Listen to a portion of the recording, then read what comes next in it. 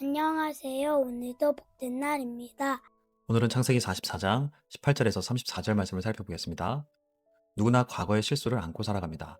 그 실수들은 늘 우리 뒤를 따라다니며 결정적인 순간마다 너는 변할 수 없어라고 속삭입니다. 하지만 인생의 진정한 회복은 과거를 지우는 것이 아니라 과거의 실수를 딛고 올라서는 것에서 시작됩니다. 이 시간 하나님께서 한 가정을 그 회복의 현장으로 인도하시는 과정을 마주해 보겠습니다. 야곱의 아들들은 애굽 총리인 요셉의 집에서 식사를 대접받았습니다. 그러나 요셉은 형제들을 시험했습니다. 베냐민의 자루에서 요셉의 은잔이 발견됩니다. 이제 베냐민은 요셉의 종이 될 수밖에 없는 상황에 처합니다. 그러나 형제들은 변했습니다. 베냐민을 두고 돌아가지 않았습니다. 함께 요셉에게 왔고 형제들의 대표로 유다가 말하는 장면이 계속 이어집니다. 18절에서 22절 말씀입니다. 유다가 그에게 가까이 가서 이르되 내 주여 원하건대 당신의 종에게 내 주의 귀에 한 말씀을 아뢰게 하소서. 주의 종에게 노하지 마소서. 주는 바로와 같으심이니이다. 이전에 내 주께서 종들에게 물으시되 너희는 아버지가 있느냐 아우가 있느냐 하시기에 우리가 내 주께 아뢰되 우리에게 아버지가 있으니 노인이요 또 그가 노년에 얻은 아들 청년이 있으니 그의 형은 죽고 그의 어머니가 남긴 것은 그뿐이므로 그의 아버지가 그를 사랑하나이다 하였더니 주께서 또 종들에게 이르시되 그를 내게로 데리고 내려와서 내가 그를 보게 하라 하시기로 우리가 내 주께 말씀드리기를 그 아이는 그의 아버지를 떠나지 못할지니 떠나면 그의 아버지가 죽겠나이다. 요셉은 애굽의 총리입니다. 당시 총리는 왕 다음의 권력입니다. 그런 총리에게 잘못 보이면 즉시 죽을 수도 있습니다. 그런데 유다가 앞으로 나옵니다. 유다는 조용히 사건을 설명하기 시작합니다. 유다는 동생 베냐민을 살리기 위해 자신을 희생하며 나아가는 장면인 것입니다. 성경이 이 장면을 길게 기록한 이유는 무엇입니까? 유다가 완전히 달라졌기 때문입니다. 요셉을 팔자고 재혼했던 사람이고 며느리 다말을 살펴보지 않았던 사람입니다. 자신만 중요했던 사람입니다. 요셉도 유다를 잘 압니다. 그런 유다가 변했습니다. 그러나 그 변화는 하루아침이 아닙니다.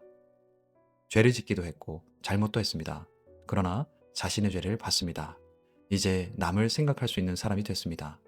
자신의 죄를 본 사람은 변합니다. 하루아침은 아니더라도 하나님의 손길 아래 만들어져 갑니다. 그리고 시간이 흘러 책임지는 사람, 대신 짐을 지는 사람, 앞으로 나오는 사람으로 변하는 것입니다. 이어지는 23절에서 29절 말씀입니다. 주께서 또 주의 종들에게 말씀하시되 너희 막내 아우가 너희와 함께 내려오지 아니하면 너희가 다시 내 얼굴을 보지 못하리라 하시기로 우리가 주의 종 우리 아버지에게로 도로 올라가서 내 주의 말씀을 그에게 아뢰었나이다. 그 후에 우리 아버지가 다시 가서 곡물을 조금 사오라 하시기로 우리가 이르되 우리가 내려갈 수 없나이다. 우리 막내 아우가 함께 가면 내려가려니와 막내 아우가 우리와 함께 가지 아니하면 그 사람의 얼굴을 볼 수 없음이니이다. 주의 종 우리 아버지가 우리에게 이르되 너희도 알거니와 내 아내가 내게 두 아들을 낳았으나 하나는 내게서 나갔으므로 내가 말하기를 틀림없이 찢겨 죽었다 하고 내가 지금까지 그를 보지 못하거늘 너희가 이 아이도 내게서 데려가려 하니 만일 재해가 그 몸에 미치면 나의 흰 머리를 슬퍼하며 스월로 내려가게 하리라 하니 유다는 처음으로 아버지 야곱의 마음으로 말합니다. 그동안 형제들은 아버지의 마음을 전혀 생각하지 않았습니다. 아마도 편애에 대한 상처 때문이었을지도 모릅니다. 그런데 지금 유다는 야곱이 얼마나 아파하고 있었는지를 고백하고 있습니다. 특히 눈앞에 있는 요셉에 대해 말합니다. 요셉의 죽음 앞에 야곱이 얼마나 큰 상처와 아픔을 간직한 채 살아왔는지를 말입니다. 야곱에게 요셉은 야곱이 사랑했지만 먼저 세상을 떠난 라헬 같았습니다. 그렇기 때문에 야곱은 지금 베냐민을 붙들고 삽니다. 유다는 이제 그 아버지 마음을 이해합니다. 단순히 나이가 들어서가 아닙니다.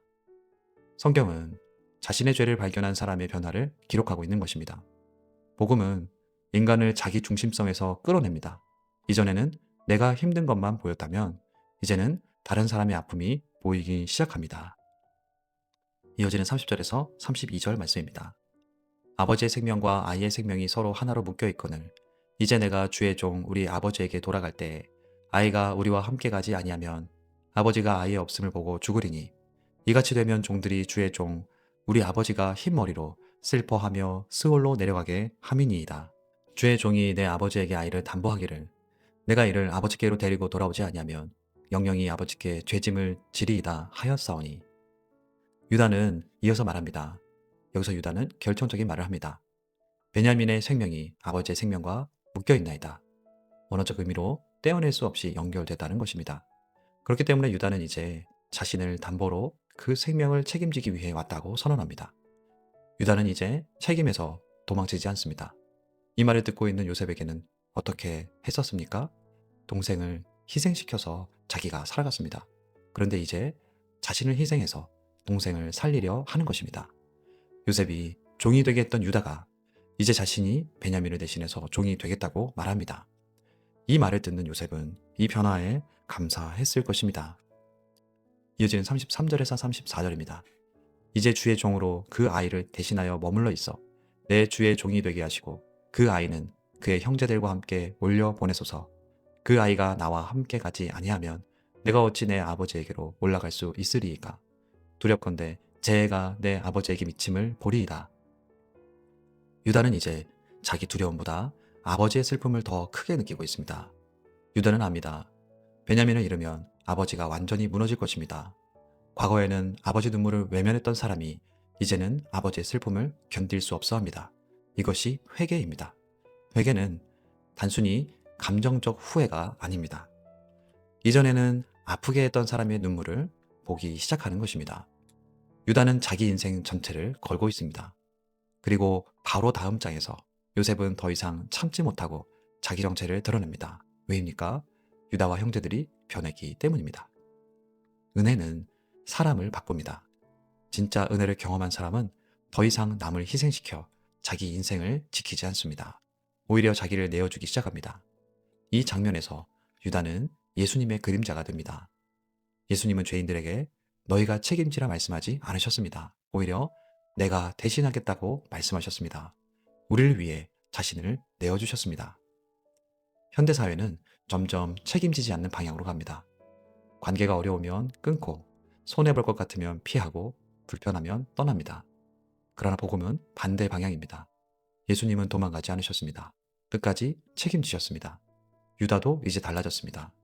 예전에는 동생을 희생시켰지만 이제는 동생 대신 자신을 내어줍니다. 복음은 사람을 이렇게 바꿉니다. 대신 손해보고, 대신 울고, 대신 짐을 지는 사람으로 만듭니다.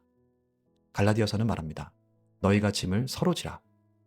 진짜 신앙은 교회 오래 다닌 경력이 아닙니다.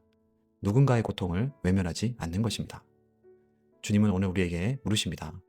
너는 아직도 남을 희생시켜 살고 있느냐? 짐을 지게 하고 있느냐?